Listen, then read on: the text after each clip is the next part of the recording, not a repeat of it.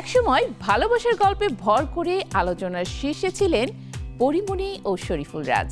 বিচ্ছেদের পর সেই গল্প ঘিরে জন্ম নেয় অসংখ্য প্রশ্ন। আসল কারণ কি? তৃতীয় কেউ কি ছিল? সম্প্রতি এক পডকাস্টে মুখ খুলেছেন পরিমণি। তবে সবটা নয়, কিছু কথার ইঙ্গিত, কিছু নীরবতা, আর সেখানেই লুকিয়ে আছে সেই অজানা অধ্যায়। ঢাকাই সিনেমার সবচেয়ে আলোচিত সম্পর্কগুলোর একটি পরিমণি ও শরীফুল রাজ।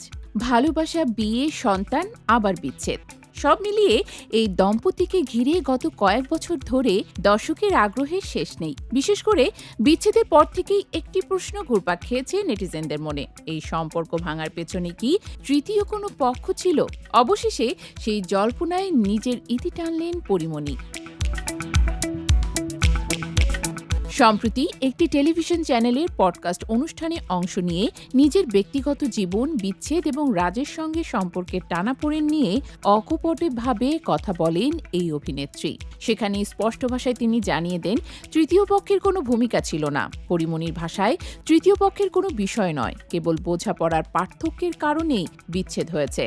তার কথায় উঠে আসে দাম্পত্য জীবনের বাস্তবতা, সংসার টিকিয়ে রাখতে চেষ্টা, একে অপরের চেষ্টাকে সম্মান করা এবং পাশে থাকার মানসিকতা কতটা জরুরি।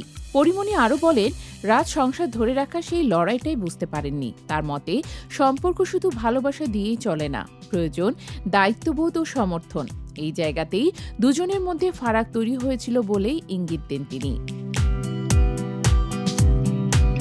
পডকাস্টে উঠে আসে আরেকটি সংবেদনশীল প্রসঙ্গ, তাদের সন্তানকে ঘিরে ইন্ডাস্ট্রিতে ছড়িয়ে পড়া একটি ভুল ধারণা। অনেকেই মনে করেন পরিমণির কারণে রাজ নাকি নিজের সন্তানের খোঁজ নিতে পারছেন না। এই ধারণাকে সরাসরি ভুল বলে উড়িয়ে দেন পরি। তিনি বলেন, এটা খুবই ভুল একটা কথা, বরং রাজের কাছে তার প্রত্যাশা আরও গভীর। পরিমণির কণ্ঠে ছিল এক ধরনের আক্ষেপ আর আশাও। আমি চাই রাজ নিজের উপর বিশ্বাস রাখুক, কাউকে না বলেই বুঝুক যে তার একটি সন্তান আছে এবং সেই দায়িত্ব নিজে থেকেই উপলব্ধি করুক। ফিরে তাকালে দেখা যায় তাদের সম্পর্কের শুরুটা ছিল রূপকথার মতো। 2021 সালের 17 অক্টোবর পারিবারিক আয়োজনে বিয়ে করেন পরিমণি ও শরীফুল রাজ। 2022 সালের জানুয়ারিতে রাজ প্রকাশ্যে আনেন পরিমণির অন্তঃসত্ত্বা হওয়ার খবর। একই বছরের 10 আগস্ট জন্ম নেয় তাদের পুত্র সন্তান। কিন্তু সুখের এই অধ্যায় বেশিদিন স্থায়ী হয়নি। মনোমালিন্য, আলাদা থাকা, আবার জোড়া লাগার চেষ্টা, সবকিছুর মধ্য দিয়েই গেছে তাদের দাম্পত্য জীবন।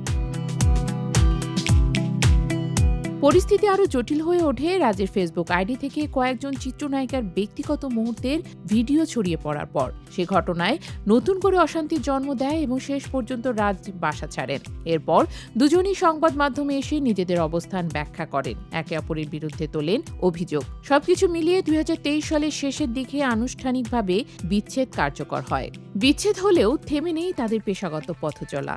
পরিমণি বর্তমানে ব্যস্ত অভিনয় নিয়ে। কলকাতার সিনেমায় ফেলুবক্সি দিয়ে দর্শকের সামনে হাজির হয়েছেন তিনি। পাশাপাশি রবীন্দ্রনাথ ঠাকুরের শাস্তি অবলম্বনে নির্মিত ছবিতে চুক্তিবদ্ধ হয়েছেন এবং মুক্তির অপেক্ষায় রয়েছে গোলাপ ও ডোরোর গল্প।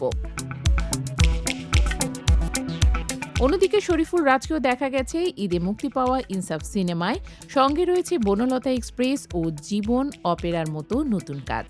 সব জল্পনা কল্পনার ভিড়ে পরিমণির এই স্পষ্ট বক্তব্য যেন একটাই বার্তা দেয়, কখনো কখনো সম্পর্ক ভাঙে তৃতীয় কোনো কারণে নয়, ভাঙে বোঝাপড়ার অভাবে। আর সেই সত্যটা বলার সাহসটাই হয়তো এবার দর্শককে নতুন করে ভাবতে বাধ্য করবে।